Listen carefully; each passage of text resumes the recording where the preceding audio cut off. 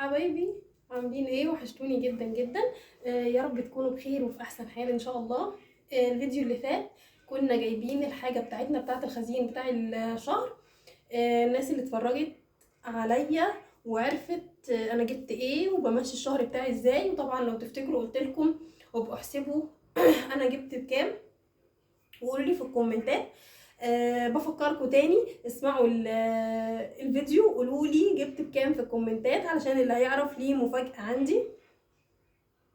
والنهارده بقى هعمل معاكم نكمل بقى اللي احنا عملناه كله. الطماطم اللي جبناها، الحاجه اللي هتتفرزها هنفرزها، والحاجه اللي هتتشيل في التلاجة هنغسلها ونشيلها. يلا بقى نعمل ونبدأ الروتين مع بعض. يلا بينا. هغسل كده ايه معاكم. عندي هنا بسم الله عندي بقى المصفى دي. انا اهي السبيته اللي انا هرص فيها يا جماعه. بصوا معايا اهو، دي السبيته انا غسلاها وكنت سايباها تتصفى علشان طبعا عارفه ان انا ايه هجيب حاجتي بتاعت الشهر، فبغسلها وبشيلها ايه عندي. كمان دي مصفى مخلياها ان انا اعمل بيها ايه، بحطها كده في الحوض. طبعا مصبنا الحوض ومنضفاه جدا جدا. بحطها كده وبنزل بيها بالحاجه اللي انا هغسلها، مخليها اغسل فيها ايه الخضار. بصوا هعمل كده. الكيسه دي بتاعت الطماطم هي اهو، هي الكيسه بتاعت الطماطم بتاعتي. احطها هنا كده جنبي. وبصوا هعمل ايه اهو، هغسل. انا طبعا دي خليكم معايا كده. بصوا بقى انا جبت الحله دي علشان هغسل كده واحط فيها على طول واروح حطها ايه على النار. خليكي وانتي نشيطه كده بالمره واعملي حاجتك كلها علشان ايه ما تكسليش. هنضف بقى المصفى بتاعتي كده. انا خلصت الطماطم محبتش اهو نضفتها. هاخد بقى الطماطم دي كلها اللي انا نضفتها وغسلتها اهو زي ما انتم شايفينها. بصوا بقت بتلمع وزي الفل. هحطها على البوتاجاز عندي، هولع عليها بس خليكم معايا وكده ايه. وسبتها اهي، سبتها تعمل عندي على النار صلصه. بس طول ما انت مشجعه نفسك وواقفه هتلاقي نفسك في ثانيه كده مخلصه كل حاجتك وتقعدي بقى ايه ترتاحي وموراكيش اي حاجه طول الاسبوع. دي الطماطم طبعا بتاعت الصلصه. انا محبتش اطول عليكم وانا بنضف الطماطم والله، عشان كده ايه. بصوا طلعت منها قد ايه، طلعت منها تاني والله يا جماعه، طلعت منها كتير جدا. انا للاسف ما عنديش مناديل بحطها تحت الخضار عشان تمتص الميه دي وما تبص معايا اهو. طلعت منها وكلها جامده، نقيت الجامد. يعني انت شوفي اللي يصلح ليكي في بيتك واللي انت بتحبيه وبتعمليه حسب ما بتتعودي واعمليه. يعني انا جبتها للصلصه لقيت ايه في النص كده، عشان انا كنت جايبه 2 كيلو بس زي ما قلت لكم في الفيديو اللي فات. فحسيت ان هم لا هيخلصوا مني بسرعه، فقلت اخلي كمان ايه بره. يعني حسب استخدامك بقى الشخصي، انت بتستخدميها كتير بتقطعي مثلا بتقطعي كده وجنب العشاء جنب الفطار، فاهميني؟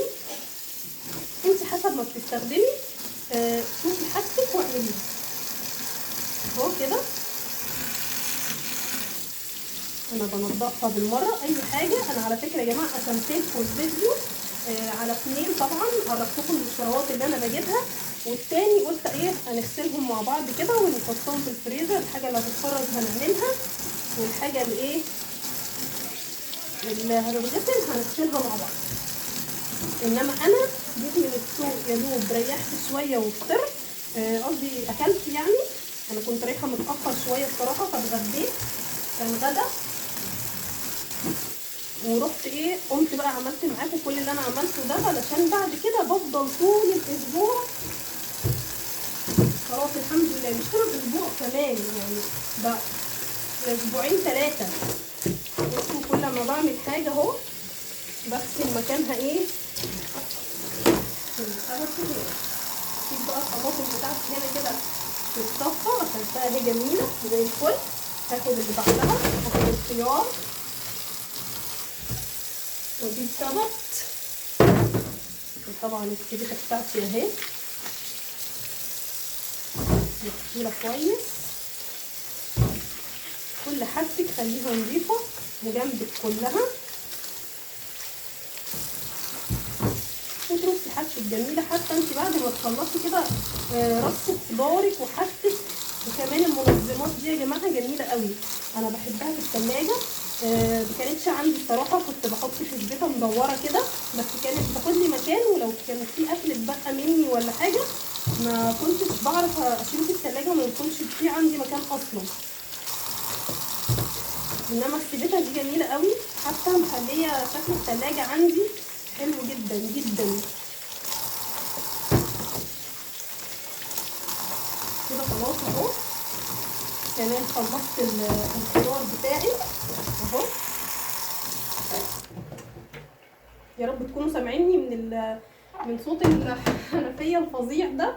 هاخد بقى حاجتي كده وارصها ايه على الرخامه لما اخلص خالص. عندي ايه تاني؟ عندي الفلفل. انا البطاطس طبعا ما بتتغسلش،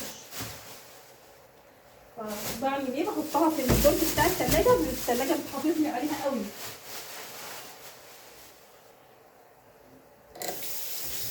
هنغسل كده الفلفل كويس قوي كمان. برضو ايه، هنجيب سبت. اللهم صل وسلم وبارك على سيدنا محمد. وطبعا ما نسيناش في الاول خالص نسمي الله، وتغسلي حاجتك كويس جدا زي ما انتم شايفين. ايدينا نظيفه، والحوض والله يا جماعه قبل ما اصور معاكم صبنته كله زي ما انتم شايفين. المطفى اللي انا بعمل فيها برضه ما شاء الله لا قوه الا بالله نظيفه الحمد لله. لان قبل ما انا اصور لكم او قبل ما انضف عشان خاطر انا هصور، احنا اللي هناكل، فاهميني؟ يعني احنا اللي هناكل، فاكيد اكيد اكيد هخاف على نفسي وعلى اولادي، مش عشان انا هصور بس. يعني الحاجه الوحشه مش هخليها كده اهو. طبعا لو الفلفل بحط كله ايه، انواع الفلفل بحطها كلها مع بعضها. انا ما جبتش بتنجان، طبعا بجيب بتنجان لما بكون هنزل اشتري، بس الصراحه كان عندي في الثلاجه فقلت لما اخلصه عشان لو جبت جديد ممكن اخد الجديد واسيب ايه اهو، واسيب القديم عندي. فقلت لا، لما اخلص القديم هبقى ايه ان شاء الله باذن الله اجيب جديد. الجزر هخليه لان انا هقشره كمان. بصوا بقى والله نسيت ايه هتلاقي كان معايا 3 شنط طماطم، مش شنطتين بس. يعني انا غسلت معاكم شنطتين وادي كمان شنطه نسيتها. الكوسه بتاعتي اهي، هغسل الكوسه كمان واديها من شنطه الموز كده لا يفتكروها ايه كل ده موز. وطبعا كل الباقي ده البطاطا يا جماعه انا مش بغسلها غير لما بكون خلاص هعملها، يعني بغسلها في وقتها، لان ممكن مثلا اقعد فتره ما اعملهاش.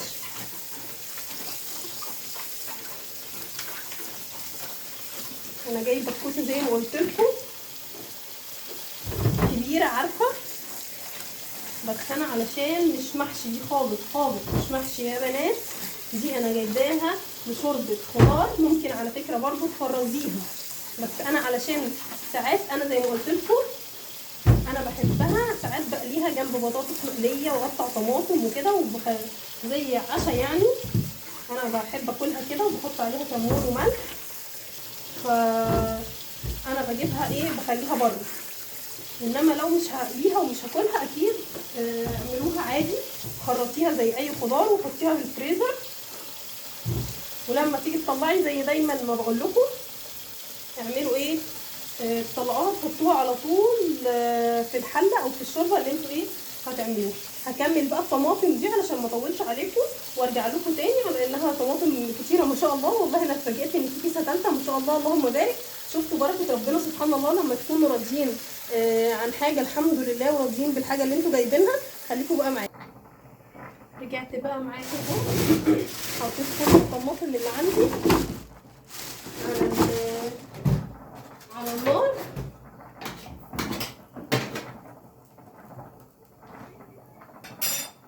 وتحطيها كده ايه على نار هاديه.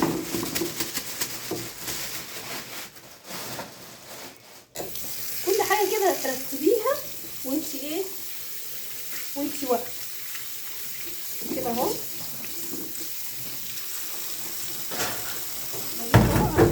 بحط الجزر مع بحط الجزر مع الخيار.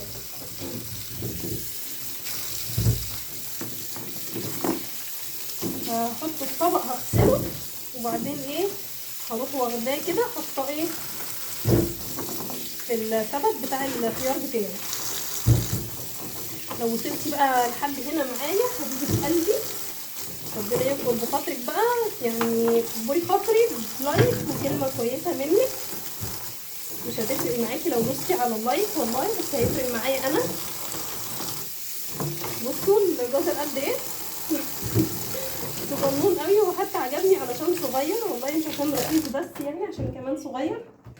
بصوا اهو زي الفل جميل. غسلناه هحطه بقى مع الخيار وهنفضي البطاطس. بصوا بقى اللهم بارك، حاجه شكلها جميل ونضيف ازاي بعد ما ترتبت وكل حاجه في السبت بتاعها. هاخدها بقى هحطها في التلاجة بتاعتي. انا كنت ماسحه التلاجة بس هنشوفها لو فيها اي حاجه هنضفها. انا بحب انضفها جدا قبل ما احط فيها خضار الشهر بتاعي، لان بسيبها عليه لحد ما بجيب خضار تاني، الا اذا توسخت او حاجه وقعت فيها او كده بنضفها طبعا. فتعالوا بقى نرص الحاجه معاكم في التلاجة. يلا دي التلاجة بتاعتنا اللهم بارك، فاضيه طبعا زي ما انتم شايفينها. بصوا بقى هحط كده ايه الفلفل بتاعي، وعندي هنا الليمون اهو بتاعي برضو حطاه في العلبه احطه كده. وعندي ايه كمان اهو، بصوا بقى الجزر وده الخيار اهو وراه احطه هنا تحت. عندي الطماطم دايما بحب احطها في اول رف علشان ايه تبقى مسقعه قوي يعني ويحافظ لي عليها. وهنا كمان الكوسه والبتنجان قدامها اللي قلت لكم عندي هحطه هنا. وبصوا بقى كده منظر التلاجة بقى جميل ومرتب ومنظم. انا كنت مسحاها قبل التصوير فالحمد لله مفيهاش اي حاجه اهي. هفضي بقى البطاطس كمان في الادراج بتاعتي هنا اهي. كان عندي بطاطس هطلعها كده والم الدنيا دي، وهفضي ايه باقي البطاطس بتاعتي. انا بحطها علشان ما تبهدليش الادراج اهي. همسح بس المكان ده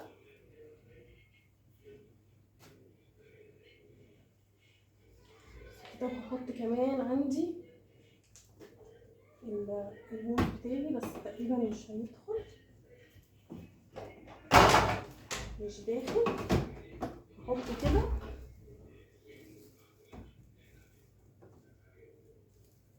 وهحط دي ايه كده لحد ما هشوف لها بس صرفه دلوقتي هرصها يعني.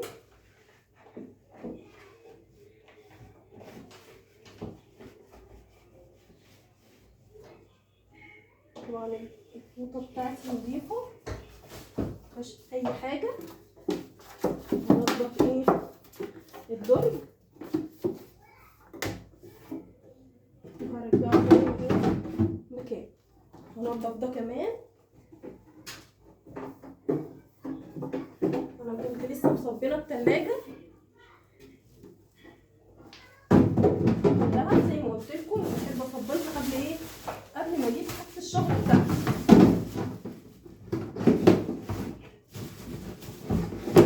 كده اهو بالكيس بتاعها. ودي كمان هحطها بالكيس بتاعها، وابقى طبعا فاتحه الكيس كده زي ما انتم شايفينه، وبسحب لما ايه، لما بعوز بحط.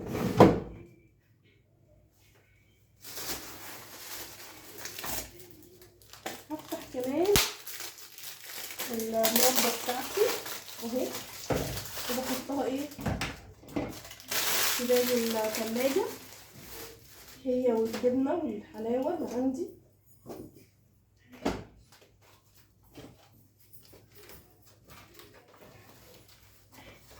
اهو.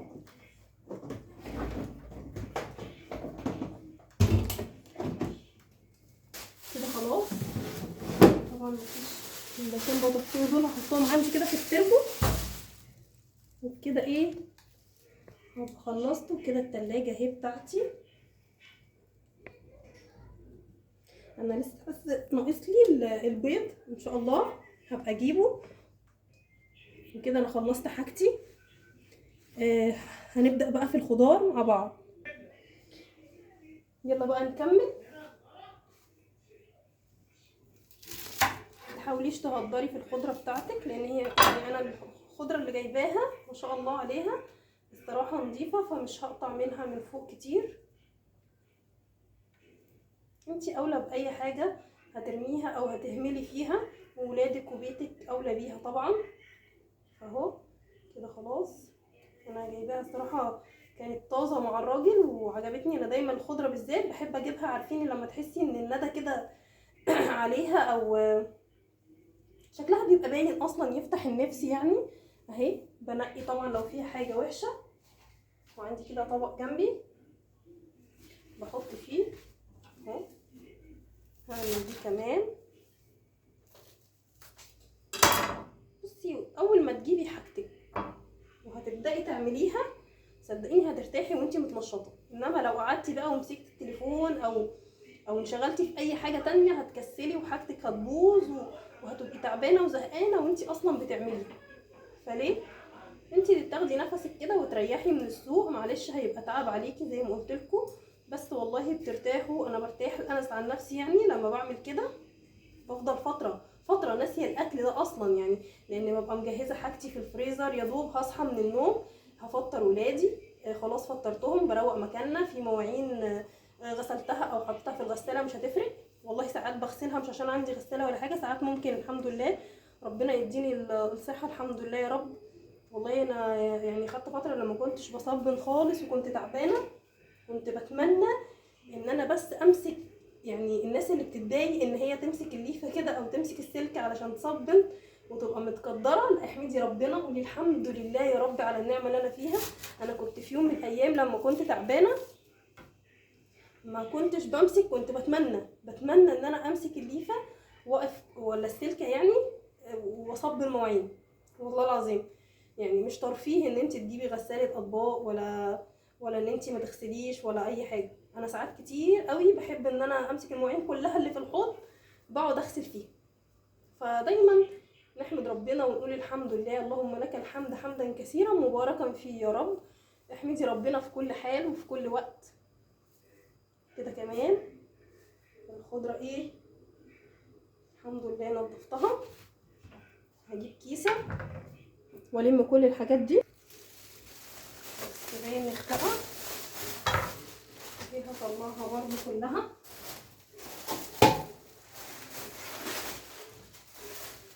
وهنضفها لو فيها اي حاجه. طبعا انا وريتكم قبل كده وانا بفرزها، فعلشان ما نزهقكوش يعني اهو بفتحها كده واشوف واحده واحده. طبعا دي بشوف الورق، طالما الورق بتاعي الحمد لله نظيف ما فيهوش اي حاجه خلاص اهو زي ما انتم شايفينها. هي بسم الله ما شاء الله عليها. هشيل بس دي اهي لانها مش حلوه، وباقي الايه باقي الخضار اللهم بارك هغسله بقى واسيبه ينشف، لان بالذات اللي هتفرزيه لازم تسيبيه ينشف من الميه. ما ينفعش تحطيه ميته لان هيبوظ، ده خضار عايزاه لونه يبقى جميل اكنه لسه جاي كده وصابح، اوعي تغسلي الخضار وتحطي فيه ميه في الكيس اللي انت هتفرزي فيه، لازم يبقى ناشف. يعني انا هغسله واحطه على فوطه لما ينشف خالص، وابدا بعد كده اخرطه واحطه واحطه عندي بقى في اكياس في الفريزر زي ما وريتكم قبل كده. اللي شافت وعارفه انا عملت ايه قبل كده، او تدخلي الفيديو عندك على القناه شوفوه. لو عايزين اعمله تاني معاكم على اي نوع خضار تاني قولولي برضو ان شاء الله اعمله معاكم. واي سؤال او اي حاجه اكتبولي في الكومنتات، انا معاكم باذن الله هجاوبكم على اللي انتوا عايزينه كله ان شاء الله. ما تنسوش بقى تشتركوا في القناه وتفعلوا زر الجرس علشان يوصلكم كل جديد باذن الله، وتشجعوني كده ان شاء الله يا رب ان اكبر بيكم والقناه تبقى ان شاء الله كبيره كده، ونوصل مش هقول مليون ولا اي حاجه، نوصل ل100,000 ونبقى احلى عيله باذن الله. اهو انا عشان ما اطولش عليكم بقى انا هخرطه مع نفسي. اللي عايز يشوف طريقه التفريز بتاعتها انا مفرزاها قبل كده على القناه، ادخلوا وشوفوها هتلاقوها موجوده عندكم باذن الله. وممكن ان شاء الله اثبت لكم اللينك بتاع الفيديو بتاع تفريز الخضروات او السبانخ ان شاء الله في اول تعليق، فادخلوا وشوفوه. ويا رب يكون الفيديو عجبكم وما طولتش عليكم، يكون خفيف وفاتكم في كل حاجه باذن الله يا رب، واستفدتوا من كل معلومه قلتها. واي سؤال عايزين تسالوه او تستفسروا مني واكتبوا لي في الكومنتات. وما تنسوش اللايكات علشان بحبكم جدا جدا، ومتشكره للناس اللي بتشترك في القناه، ومتشكره جدا كمان للناس اللي اشتركت ودخلت جديد، او اي حد بيكبر بخاطري بكلمه او لايك. متشكره ليه جدا، ربنا يكبر بخاطرك ويجعلك دايما سعيد وفي صحه وسلامه وستر، ويحفظ لكم ولادكم يا رب. واشوفكم على خير باذن الله. مع السلامه حبايبي، اشوفكم على خير يا رب.